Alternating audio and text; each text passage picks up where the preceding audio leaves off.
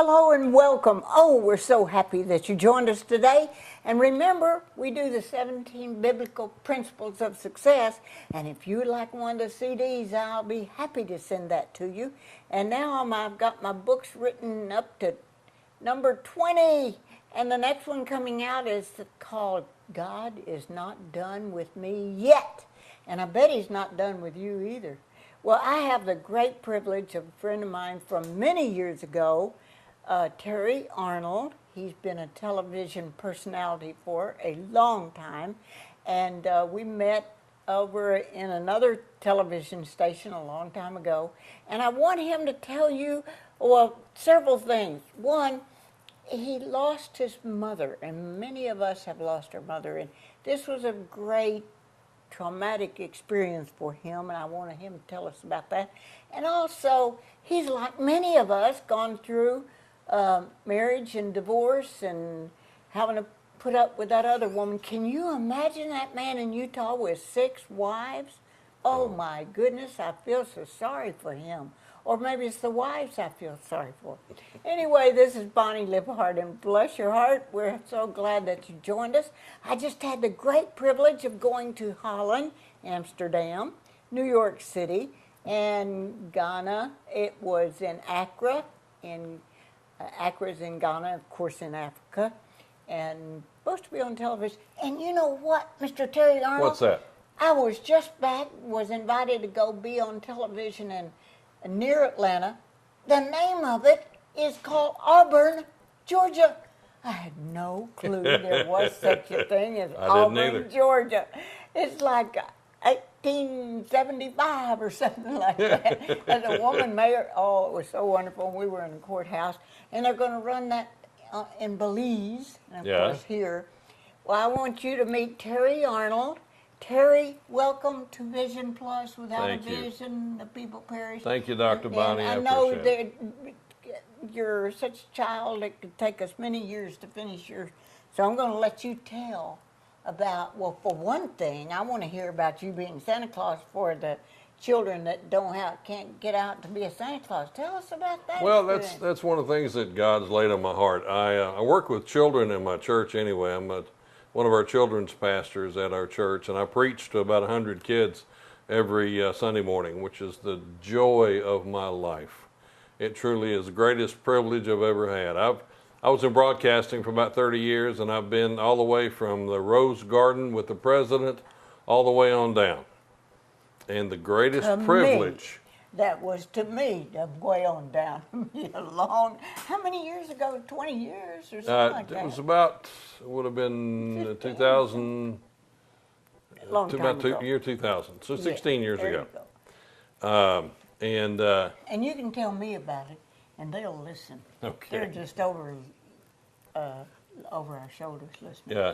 Okay. But it was, can we tell about the White House first? Yeah, okay. It's your life. Well, I was in talk radio. I was doing a show called The Right Side, and I was kind of climbing the ladder as far as national talk show hosts, and they invited me to a what they call a radio row in the basement of the Capitol building.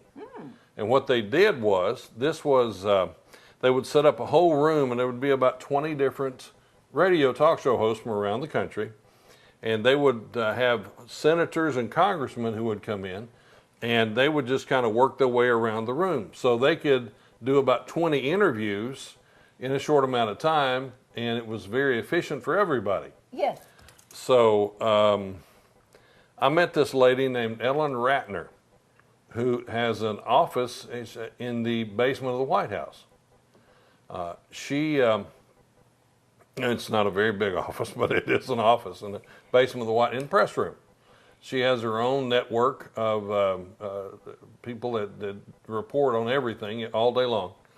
And she's extremely liberal. She used to call in on my radio show every morning. We had a blast together. We really did. Because you're not a liberal. No, I'm not. I'm very conservative. Yeah, so you're she would call in every morning, I think, and because she charged all the other radio stations that she had to be calling in. She didn't charge me anything. because I would give her, I guess, fodder for her cannon for the rest of the day. And I would just have fun with her. I really would. We just had a blast. But anyway, she arranged for me to be to go in the press room. She got me a pass to go into the press room at the White House. And this was during Bill Clinton's administration. And this was October 12th, 2000, I think. But it was the day that the USS Cole was attacked. And what was weird about it that morning was that I had a guy named David Cruz, he's still alive, still working, who was a traffic guy and everything for WDRM and quite a few other stations. And he called the station while I was on the air. And he said, hey, I'm here in, I can't remember the name of the city anyway, wherever the port was that the USS Cole was. This guy called him and he said, hey, I'm here in this harbor and I just saw the USS Cole attacked. So he called David here in the States. David called the radio station. While you were on. While I was on the air, and my guy at the radio station, a wonderful guy named Brian Black, gets on, in the break, and he tells me, hey, David Cruz just called in and said the USS Cole's been attacked. Well, my next guest was a Congress lady who was on the naval, she was the head of the naval subcommittee. And I said, oh, by the way, do you know the USS Cole's been attacked? And she's like, what? I said, yeah, I've got a reporter and yada, yada, and told the whole story. And she was not a happy camper. She could not get that. So I actually broke that story nationally when USS Cole was attacked, just through dumb luck. Well, Just that's a good Lord guiding you. Yeah, it was. It was a God appointment. Yeah, it was. So anyway, I went on later that day to the White House, and this was when Bill Clinton was president, and he was not even supposed to be there. He and I started calling Hillary a name I shouldn't call her. Hillary, he and Hillary were up at their place up in New York, and they called him back to the White House to do a press conference there in the Rose Garden. So I got to go out and be in the press conference there in the Rose Garden with Bill Clinton, which Clinton's not my favorite person, but I respect the office. I was on his committee in Arkansas when he was governor. Were you really? Oh yeah, selected 8 people, and I was the CEO of a manufacturing company and a Republican. So therefore, I had the opportunity to fill 2 of his slots. Yeah. And of course, his wife was like girls, didn't like men, and he liked girls and men. But anyway. Tell us how you feel, Bonnie. Don't hold back. I've got a 3-ring binder that I've been thinking about selling to Trump for a big batch of money from that. And I got to speak in Congress because of that situation too. And, that's amazing. You had to send in what you were going to say when you speak in Congress. And so I'm there from 9 o'clock in the morning, it's 2 in the afternoon, and everybody's sitting there. And I said, this is so amazing. This was the only thing that wasn't in my document that I had to send. I said, we've been here since 9 o'clock in the morning, and not a one of you has had to go to the bathroom. So anyway, I got known for that. Okay, now you were there and you broke that story. I did. In October the 12th in... I think it was 2000. Okay. I could be wrong about it. But let me tell you a funny story about while I was there in the press room. I had my little camera with me, and I thought, well, I'm going to go take some pictures. So I walked out in front of the White House to take some pictures, and of course, all the people were lined up on the fence there taking pictures. And I thought, well, I'll just stroll out there and take a picture and walk back in. Have my little, thing around my neck and all. That says I got about press pass. It said press pass. I got about halfway out there, and I hear somebody hollering, and I turn around, and here comes a soldier running at me with a weapon at the ready and hollering for me to stop. And so he gets out there to me, and I'm like, hey, buddy, I'm just walking out here to take a picture. I said, I got my press pass here. He said, you go outside the fence and stick your camera through the fence just like everybody else. You can't be out here in the front. And I looked up, and there was a sniper up on top of the White House with his rifle pointed right at me. And I'm like, yes, sir. And I marched myself right back over to the... You didn't tell him that you were doing a radio program? Oh, yeah, I did. I explained all that to him. I said, hey, I'm just here in the press room, and just, and I said, here's my press pass, and he wasn't amused. He didn't take that story. No. So anyway, I had to go and check out of the little guardhouse there that you see all the time in the movies. I had to check through the guardhouse, walk around to the front, stick my camera through the fence, take a picture, and then walk back inside. Oh. So anyway, it was. Did you get to see Clinton that day? Oh yeah, I was in the Rose Garden when he did the press conference. I was 20 feet from him. Oh my! When that happened, yeah. But, well, I actually got my picture made with him. And that didn't make me any money yet. Yeah. But I thought I might sell it someday. I understand. Get my grandchildren to. But anyway, go ahead. So anyway, that was the one day that I got. But I came back, and I covered George Bush's inauguration. Mm-hmm. I covered that live, and had a lot of fun doing that. Me and a couple of other my compatriots. And did interview with Catherine Harris. If you remember that name, I know you. Yeah, it kind of strikes a bell. She was the Secretary of State of Florida. Oh, she was the one who ultimately made the decision about the hanging chads. If you remember the hanging chads that decided the election, she's the one who eventually, and she was being crucified in the media. Yes. Absolutely crucified. Yes, I remember that part. Well. So I was walking in the Capitol building, and I saw her standing there, and I walked up to her, and I said, and I've got all pictures for all this to back it up. Oh yes. But I walked up to her and I said, "Are you Catherine Harris?" She said, "Yes." So I just kind of gushed all over about what kind of integrity I felt like she had, and I appreciated her standing up for the rule of law. And I said, would you submit to? And I did an interview right there with her. But I said, would you come over? At this time, we were doing a radio row over at the Watergate Hotel. Oh. So we had about 30 different guys in there in one big room. And I had been invited to that also. So I said, would you come over in the morning, and we're doing this at 7 o'clock in the morning, yada, yada. And she gave me, well, I'll check my schedule and see, which I figured was a polite way of blowing me off. So I got there the next morning, and I saw Ellen Ratner. Uh-oh. And I said, Ellen, guess who's, because at that point, Catherine Harris was not giving interviews to anybody. Uh-huh. Nobody. I mean, she was, Larry King, who was big at that time, everybody was going after, nobody, she didn't give an interview to anybody. So I told Ellen, I said, well, I may have Catherine Harris coming over this morning. And she looked at me and she says, no, you don't. I said, I might, I don't know.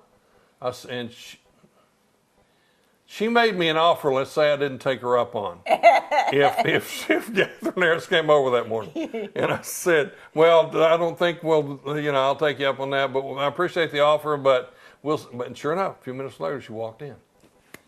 And so we got to do interviews with her that morning. And really, and Ellen was one of the ones who was really attacking her. If you remember, about the only thing they could find to attack her with was they said she had too much makeup. And so I knew a little of that. And Ellen came over and thanked her. She said, "Listen, I made a lot of money off you going on all these shows and talking about her stuff." And Catherine, and I thought the claws would come out at that point. She was very gracious. She said, "Oh, I'm glad I could help." And so when Ellen walked away, I said, "Catherine, how are you handling all this?" She said, "Terry, you wouldn't believe what these people have done to me." She said, "They have gone all the way back to elementary school." Trying to find something bad on me, and they can't. Mm-hmm. Yeah, they had gone back. They've talked to all of my elementary school classmates, trying to find something on me, and they can't. And all they can talk about is my makeup, having too much makeup. And I said, well, Catherine, I'm proud of you. I said, you're a fine lady, and I appreciate what you've done. But anyway, she was that was pretty interesting to say the least. But what made you come back to Alabama and Decatur and run the TV station over there where I came and met you a long time ago? Well, I've just had dreams of building things, and God has kind of put that in me. to build things and build broadcast things and things that would honor and glorify God. That's my whole life. That's mine all I too. want. That's I mine call too. myself a lighthouse because I think that I bring the Lord Jesus Christ into Yes, you other do. people's life. You Bring do. fruit to the kingdom. Yeah. That's what I want. That's all I care about. It is for me, and that's why I say and I've told these kids that. I said, I've been in the Rose Garden with the White House, but I said I'd rather be right here, standing here talking to you kids about Jesus than I would Amen. be to be in the White House. The greatest joy of my life is thinking back about people brought to the kingdom. Absolutely. I was at Absolutely. did a party, was like a Tupperware party in Pennsylvania, and the person that had it, I said, "Where do you go to church?" She said, "Oh, I don't go to church." I said, "Come with me." So Yeah. she came. She had a son that went and became a preacher. Wow. She had a daughter that went to a Christian college that had 3 daughters, all became Christians. So you never know. That's right. I love my dad's story when he said, I went out preaching to this little country church. The only one saved was a farmer and his wife. They ended up having 7 sons who all became Christians. Praise God. So you don't know, Terry You never know. Arnold. You never know You're what exactly the right. next step will be. You're exactly I right. mean, I just think of how many years we've known each other and what has gone through. Oh, yeah. And you knew my husband Tony before he ever Yeah, died. wonderful 2 years guy. ago. Well, sometimes he was. But he's up in heaven now. I'm mad at him because he didn't tell me enough about the computers. I'd say, "Tony, how you do this?" Brrrr, and it was done. Tony was a sharp guy. Yeah, okay.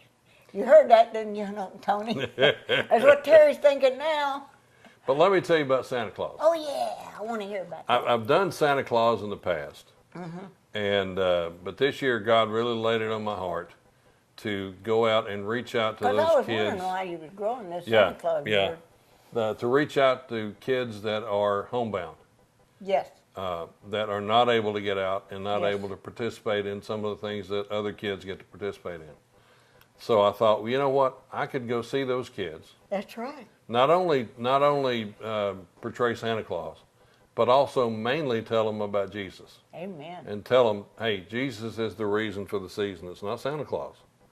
And share Jesus with these kids. So if anybody out there knows of a kid who's homebound and you would like for me to come out, now I've got all kinds of credentials as far as being safe and having background checks run and all that.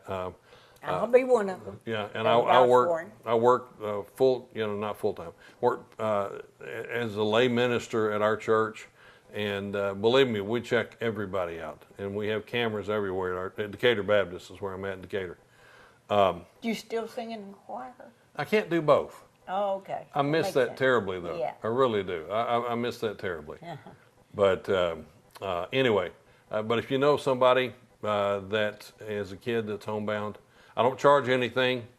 I just come out and just love on them and give them Jesus. So can I just, how would they, can I tell they can Oh, contact sure. me? Yours and then Yeah. mine. Yeah. I'll just give you my cell phone number. It's 256-466-1490. That's 256-466-1490. Just call me and Or you can give call me, Yeah. and I'll get you in touch with him. Just give me a few days notice. Don't pop it on me at the last minute and say, hey, you need to be here in 30 minutes, because that's not going to happen. But if you'll give me a few days notice and I don't have anything scheduled, I'll be more than happy to come out and see him. Well, you mentioned before about your mother passing. Yeah. Most of us have had that experience. Mine had her right mind up to the last minute. She's the matriarch of the whole family. Yeah. So tell me about the passing of your mother and how that Well, affected you. my mother, we had an interesting childhood, and What does interesting mean to you?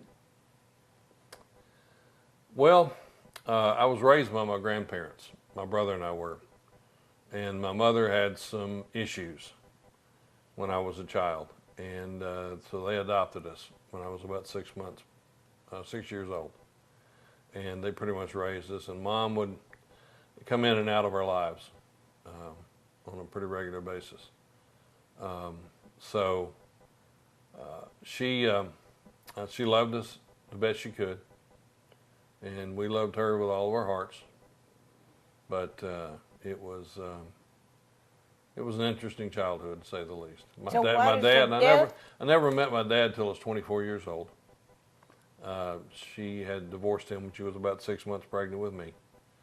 So I really didn't have father or mother growing up. I had my grandfather, and my grandmother was killed in a car wreck when I was about 8 years old. Oh, my. So just me and my brother and my grandfather. Mm-hmm. So I grew up, we did all of our laundry, we did all the cleaning, I did all the cooking. Boy, your wife is really fortunate to have married somebody who knows all that. I don't know if she'd say that or not. I still love to cook. I really do. But tell me why it was traumatic when your mother passed after all of this. Well, and I loved her dearly, but she was, let's just say and one of the things was she was an extreme hoarder. And the house that it was our old family house, the house I grew up in, my grandfather's house. You couldn't walk through it straight on. You had to turn sideways to kind of slip through the... She'd have been on those television shows. She could have been, but she would have never done that because she wouldn't... Wouldn't admit it? She would not have wanted the notoriety of it, or she didn't want anybody to know she was doing it. Now, why did it bother you that she passed? Well, because I loved her, and it was very sudden. Matter of fact, I talked to her that morning at about 7 a.m. I had taken a group from Decatur Baptist over to Atlanta Airport, and we were driving back. We took a missionary group that were loading up to go to Costa Rica, I think, and we were driving back. And I talked to her on the way back, and everything seemed fine. And then I kept calling her all day and couldn't get in touch with her, and so she had passed away right after we talked, apparently. And like I said, everything seemed to be fine. And my uncle and my brother went, and she was living in a little place called Spring City, Tennessee. And they found her, and she died very peacefully, apparently. So I don't, but it struck me very, very, very, very hard. It really did. Because I guess you were thinking someday I'll get to know her really well, and well, I mean, I knew her well. It was like I said, there was a lot of issues there. It's so interesting that about our mothers, because my mother lived to be 96, as I said. I used to think when we'd come home from Pennsylvania that she was dyeing her hair, but it was the same. She had not. She just had little gray things right here, and she had the same color hair that I always remembered as a child. And she wasn't too happy about me. I was a little bit more flamboyant or outgoing than she liked. She's more conservative. And she'd say, Bonnie, I don't know what's ever going to become of you. And about every week she said that to me.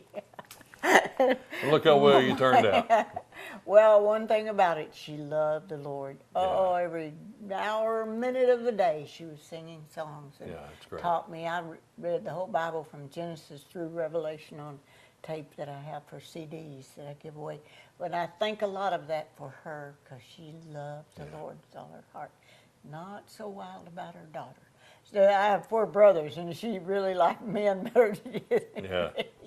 But I was very blessed to have a dad that was a farmer and a preacher, and I wanted to hear so much about other things in your life. So you've got to come back and let us finish. Okay, we can more do of that because Terry and I love Terry Arnold.